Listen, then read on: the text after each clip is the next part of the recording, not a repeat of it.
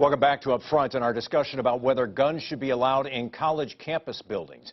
Milwaukee County Sheriff David Clark Jr., an outspoken advocate for concealed carry, recently said on a national news program that gun-free zones have become killing fields. And Sheriff Clark joins us now on Up Front to talk about that and this proposal that we have now here in Wisconsin that says, you know, campus carry should be part of the concealed carry law. How do you feel about that, Sheriff? Very strongly that it should be. Look, I'm tired of the law-abiding citizen with a carry concealed license being labeled as an existential threat. Okay? A criminal with a gun is an existential threat. A mass murderer who comes onto a college campus, a school, a church, where nobody else is armed, a gun-free zone supposedly, is a threat.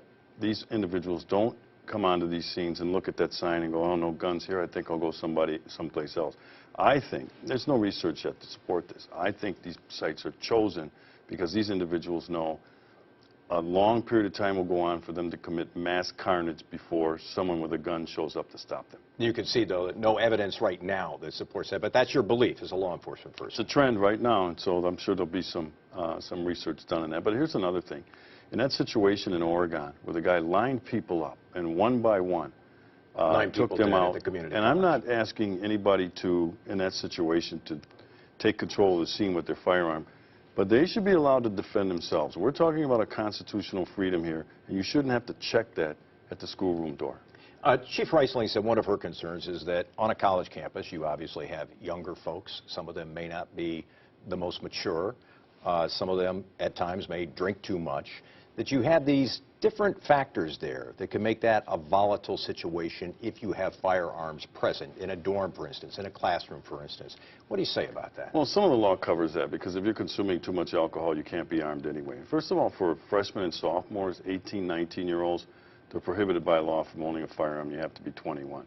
I would like to think that as we get into junior and seniors, people are starting to mature more.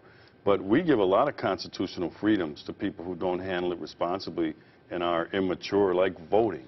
We still allow them to do that. And so I'm always for expanding constitutional freedoms and liberties, not restricting them. So in your opinion, this is a discussion we need to have. It's an important discussion? Am I reading you right? Right, because to me, it's allowing people in these situations. And I met a rape victim from the University of Nevada who was a CCL permit holder, who was attending class, was brutally raped at gunpoint in a gun-free zone on the University of Nevada. She left her gun at home because it's a gun-free zone. She should not have had taken away from her her ability to defend herself. She was about 50 yards, I hear, from the campus police. It took the police in Oregon 5 minutes to get there. That's a quick response, but you know how many people were already killed and maimed in the carnage that can happen in 5 minutes? Ed Flynn said recently he could not guarantee a quick response to 911. It's the first time he's ever been honest about the 911 system, the first time he's ever told the truth. When seconds matter, the police are minutes away. Sheriff, have you respond to something else that was said? Well, you've got the faculty over in Madison who opposes this, student groups oppose it.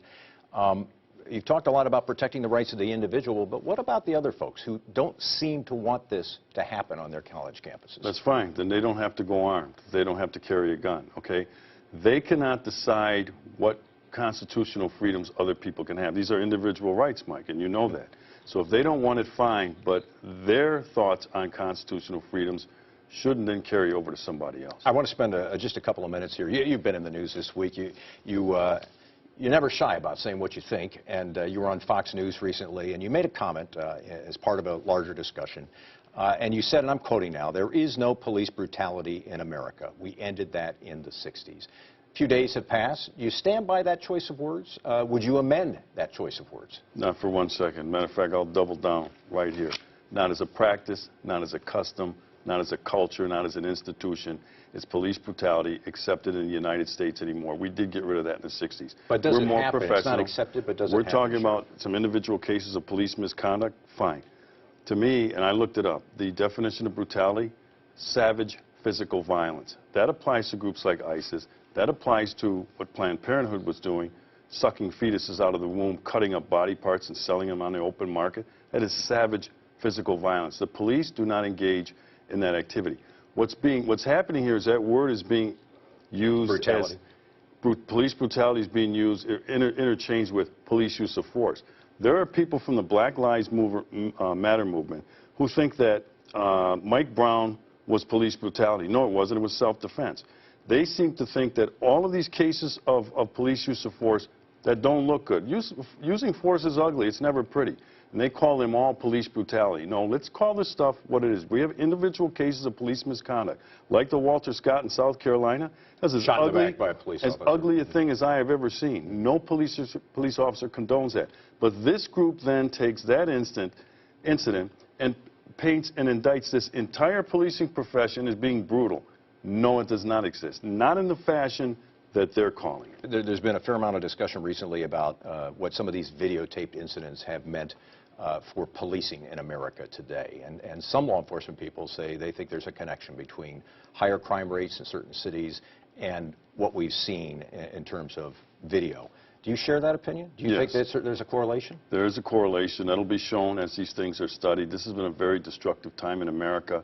In our urban centers, good law-abiding black people that are the victims of black on black crime, that the American police officer is going down into. Nobody else is doing it. None of these blowhard politicians, none of these blowhard racialists are going down there. It's the American police officer to protect and give quality of life to good law-abiding black people. When the police back off, like they have, they're second-guessing themselves now, it's going to be very ugly for law-abiding people because of that. Milwaukee County Sheriff David Clarke, Jr., appreciate you being on the program. Thanks very much. Thank you, Mike. And you've heard the arguments. What do you think? Should concealed carry be allowed on all parts of Wisconsin college campuses? Tell us by liking and sharing up front on Facebook. Paul Ryan has become the youngest and first House Speaker from Wisconsin. How long will the honeymoon last? That's when Up Front continues.